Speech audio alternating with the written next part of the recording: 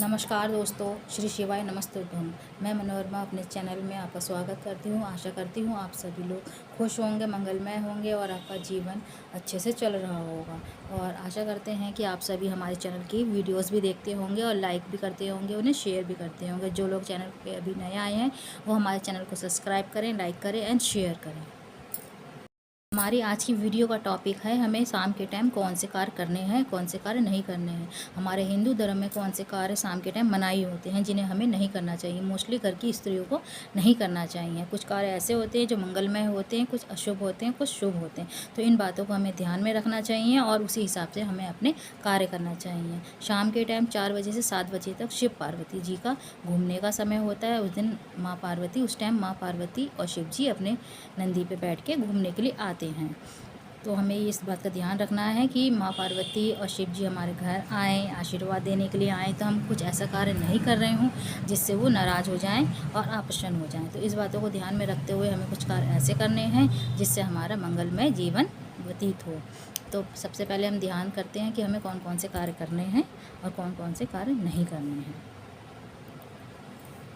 अब बात करते हैं कि महिलाओं को, घर की महिलाओं को कौन से कार्य शाम के टाइम नहीं करने चाहिए। सबसे पहले शाम के टाइम महिलाओं को झाड़ू नहीं लगानी चाहिए। जो प्रदोष काल का समय होता है उस टाइम महिलाओं को झाड़ू नहीं लगानी चाहिए, चूड़ियाँ नहीं पहननी चाहिए, बिछिए भी बदलने नहीं चाहिए, बिंदी, टीका, मांग, सिंदूर, ये सब कार्य नहीं करने चाहिए। ये सारे कार्य शाम के टाइम मनाही होते हैं हिंदू धर्म में। जो करना है वो आप दोपहर के टाइम कर लीजिए और शाम के टाइम आपको नहीं करना है। क्यों? इस टाइम माँ पार्वती और शिव जी घूमने के लिए आते हैं और माँ पार्वती का काम है, जो भी औरतें पूरे तैयार हैं और शाम के टाइम कोई ऐसा कार्य नहीं कर रहे हैं, झाड़ू नहीं लगा रही हैं, बिछिए नहीं बदल रही हैं, मांग नहीं भर रही हैं, टीका नहीं लगा रही हैं, बाल नहीं धो रही हैं, उनको सौभाग्यवती भवा का आशीर्वाद माँ पार्वती दे के जाती हैं और शिव जी उनको मंगलमय जीवन का आशीर्वाद दे के जाते हैं।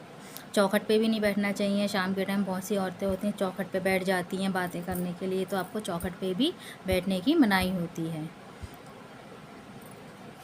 जब प्रदोष काल में शिव भगवान और पार्वती जी घूमने के लिए जाते हैं तो उस टाइम माँ पार्वती शिव जी से पूछती हैं कि स्वामी, आप मुझे अपने संग ले जा रहे हैं तो मेरे लिए भी तो कोई आज्ञा होनी चाहिए। तब शिव जी भगवान जो हैं वो माता पार्वती को बताते हैं कि आपके लिए जो आज्ञा है वो मैं आपको समझाता हूँ कि आपकी आज्ञा क्या है। बोले, जब भी कोई शिव मंदिर में आता है, शिव भक्त आता है तो अपनी पूजा समाप्त करता है, पूजा पूरी कर लेता है, समाप्त करता है तो नंदी के कान में ओम करके कहता है कि भगवान जी को, आप जो शिव पार्वती जी हैं, भगवान जी को मेरे घर लेके आइएगा। जब माँ पार्वती और शिव जी जाएंगे उनके घर में तो मेरा कार्य है कि मैं उनको मंगलमय जीवन की आशीर्वाद दूं, कल्याण का आशीर्वाद दूं और आपका आशीर्वाद, आपको ये आशीर्वाद देना है घर की स्त्रियों को कि अखंड सौभाग्य का आशीर्वाद उनको, आपको वरदान देना है। तभी माँ पार्वती ने शिव जी से पूछा कि अगर शाम के टाइम कोई स्त्री चौखट पे बैठी हुई है, चूड़ी बदल रही है, बिंदी लगा रही है, मांग भर रही है या बिछिए वगैरह बदल रही है या कोई ऐसा कार्य कर रही है जो नहीं उसे करना चाहिए, तो मैं उसे आशीर्वाद कैसे दूँगी। अगर मान लो शाम के टाइम कोई स्त्री अगर झाड़ू लगा रही है तो माँ लक्ष्मी को मैं उनके घर कैसे भेज सकती हूँ।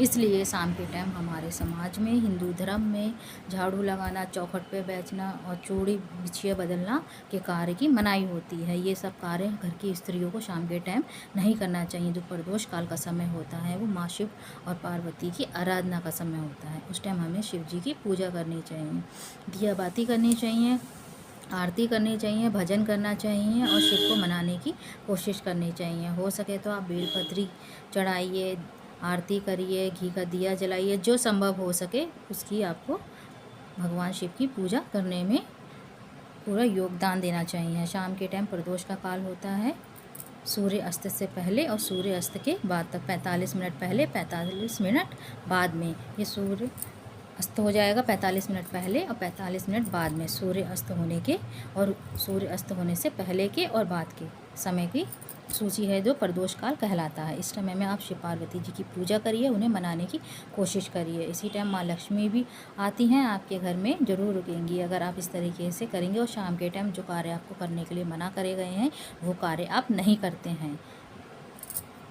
प्रदोष काल में आप क्या क्या कर सकते हैं, आप कड़ी कड़ी मेहनत कर रहे हैं, आप बहुत मेहनत कर रहे हैं कारोबार में, तब भी उन्नति नहीं हो रही, मेहनत के बाद भी सफलता नहीं मिल रही, माँ लक्ष्मी नहीं रुक रही हैं, तो आप कर सकते हैं कि आप शिव मंदिर जाइए, दिया लगाइए। आप दिया नहीं लगा पा रहे हैं शिव मंदिर में जाके, तो शनिवार के दिन या हर रोज़ आप शाम के टाइम अपने घर की मेन चौखट जो है, दरवाज़ा जो है, उस पर आप एक तेल का दिया लगाइए और उसमें काले तिल डाल दीजिए। इस तरीके से आप कर सकते हैं, आपकी जो भी प्रॉब्लम है उसका सलूशन होगा और महादेव आपकी सारी प्रॉब्लमों का सलूशन करेंगे। हर हर महादेव, श्री शिवाय, नमस्तुभ्यम।